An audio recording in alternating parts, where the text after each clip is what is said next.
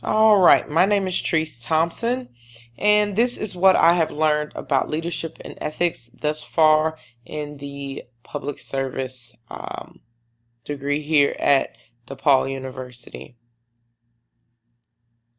Just a little bit about me. I'm a Purdue University graduate. My bachelor's is in selling and sales management with a certificate in entrepreneurship and innovation. So a lot of the things that I've learned from the program are more business based, and that's actually what I want to take from it. In the grand scheme of things, I want to tie together the public service and the business aspects of things. Um, just because I do believe in the mom and pop shops that have built this country and continuing to create positive neighborhoods for these businesses to flourish, and they pretty much support our economy. So that's pretty important to me, and that's where I want to go with it, more specifically economic development. So that's why I've chosen this program.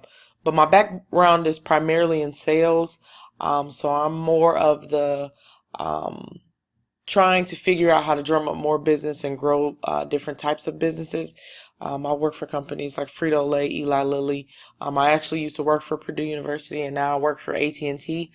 So I'm looking to move and advance more in the business side of things, but definitely want to run for public office at some point in my life. So I'm pretty much setting myself up here for what I want to do, but definitely small business is where I find my enthusiasm and where I am more comfortable. That's more of my wheelhouse. I am an entrepreneur. I run a couple different businesses.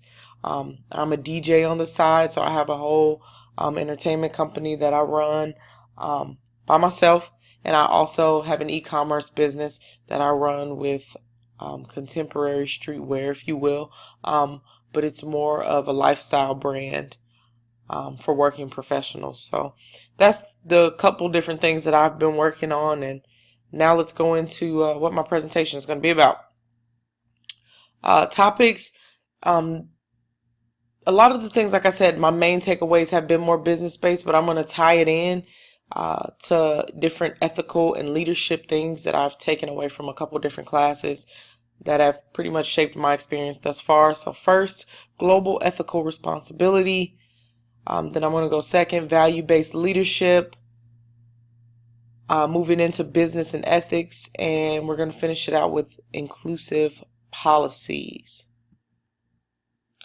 Global ethical responsibility was honestly a newer topic for me, not because I am not aware of what's going on around in the world, but my undergraduate study was more focused on just learning the business principles, how to successfully run a business. I did have some elective courses that, of course, were more in the social studies type aspect, but it was just different for me to take myself out of it and look at how business and ethics and government actually work together, and what our role, even on a local level, is for global ethical responsibility, because the organizations that we interact with and how they interact with other organizations creates this network of people who are working for the betterment of society. And if we get off track anywhere in there, there can be some huge holes that can cause trouble in the future. NGOs and commerce, I never really looked at that until NPS 501, which was different just because there's a lot of different aspects that go into business deals, even when it's with government or on a global level, especially with global trade. And there is need for regulation of these type things, so that everything is fair, and so that systems that are built and are creating so much revenue for locations, they don't just fall apart. So I think that it's important that the global ethical responsibility is a piece there. I also learned more about foreign government regulations and different government structures, which is important when you are, of course, cross-referencing that with your own government. When you think about how we do things here in the States, and if I plan to be mayor or any public official of some sort, I have to understand the inner workings of foreign affairs. So that was fairly new to me, and I really enjoyed just learning about the different structures and how different things are going on in different countries. Um, it also was very shocking to me to take myself out of the situation, like I said, and just look at their structures and how some of those governments in foreign countries are actually fighting completely different battles that we're fighting. A lot of them have third world infrastructure, which causes problems with starvation, with not being able to provide food because of farming and different global climate issues. And it's important that moving forward in my career that I take that with me, because that is going to play a major part in, do I do this if it's going to um, negatively impact the climate, and not only in my nearby area, but what about the people around me? What about my state? What about my region? That type of thing. So that's kind of where my mind is right now. I kind of take it to the local, then the statewide, regional type thing, just to make sure I'm assessing the ramifications of different things. And I do sometimes wish that in this piece with the global ethical responsibility that I could have dug deeper into it and actually got to study abroad with my 501 class. They traveled to India. So I think that would have given me a broader scope of things on a global level, and I could have taken more away. But I always keep this piece in the back of my mind when going into public service dilemmas. The value-based leadership that I've learned and taken away from SPS has been that you can't really assume that everyone has the same type of moral compass. And sometimes in the news you can hear about horrible scandals and different things that government officials are doing. You could ask yourself, how could they do that? That's totally the wrong thing to do. But it's based on values, and that's something that we're also progressing and learning in this class, because the decisions that you make are shaped off of the values that you have and the goal that you're trying to achieve and the decision that's in front of you. So you can't always assume that when something goes south that the person that executed it is a terrible person, because that cannot be the case. It can be that the situation that was at hand, that was the best decision for whatever goal that they were trying to achieve as an organization. And it's best that you don't judge the entire situation by one singular decision, because of course you have to look at it from different aspects. And in my moral institution paper, I struggled a little bit with that, just because for me, I was kind of stuck in that mindset of how could you assume that that would be okay? But again, you have to always extract yourself from the situation and look at the core values and what you're trying to achieve and what kind of decision you would be making.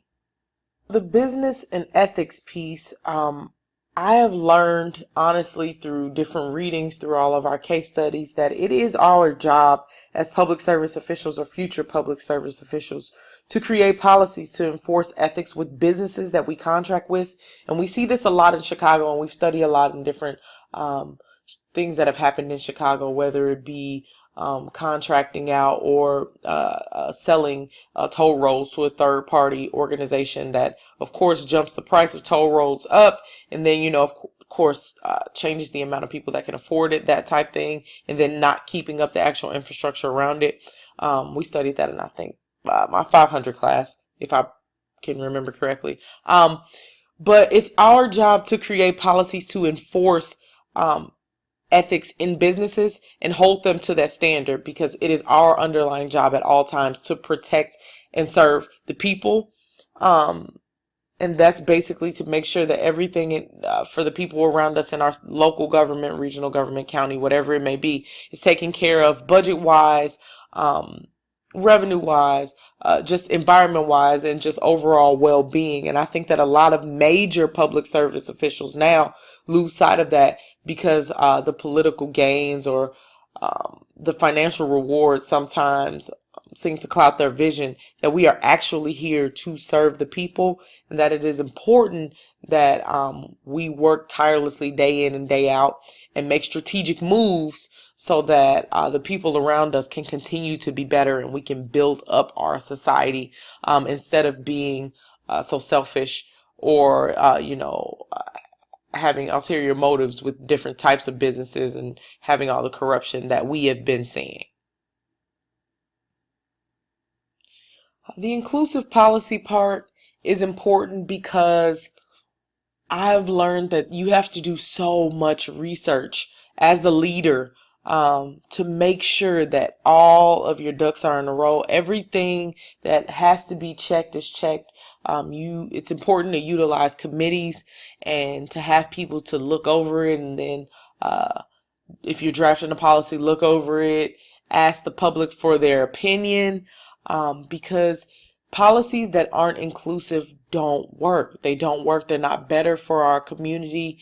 And there is no perfect policy. Usually there's always someone that feels slighted, or there's a group of people who will feel slighted by anything that you create. So I'm not saying that you have to be perfect or that all parties have to be satisfied, because nothing would come of any of the policies that we have currently in most of our government organizations that are pending. Nothing would pretty much be approved, but you have to make sure that you hit every check and balance possible and try your very, very best not to disadvantage any party or large group of people, especially when you are creating different policies. So it's important that you do check on other things like different case studies, and you make sure that you look back on what your government organization has traditionally done, because you don't want to, of course, make the same mistake, or you don't want to miss an opportunity to have a greater impact with people. Finally, leadership and ethics for me moving forward will look like I'm going to continue to go forward in my career with business. I currently work, like I said, for AT&T, so major telecom business. They do a lot of work with the FCC. So maybe getting into that type. Currently, my local government, the only type of governing body that I'm a part of is my union for work. And a lot of people can't believe that AT&T actually has unionized workers, but the fair amount of non-management positions are actually unionized. So it's an awesome company just to get things started as a think tank for that type of government and regulation. So I'll continue to work that. I'm currently in the process of relocating to Georgia, so I'll be doing that at the end of this summer here, and I want to just dig right in with my local government. I've picked a small little town, Stockbridge, Georgia, that I want to live in, and I'm already ready to move, and I want to just get started with some grassroots type of things and get interested in my local politics, and I will build from there. And stretch goal, of course, is Senate House. That's what I think everybody's goal is who wants to be in politics. But I really want to make an impact on small business, small, medium-sized business for mom and pops, and make sure that we protect them. They are the bread and butter of our country, and that is my major goal here at SPS.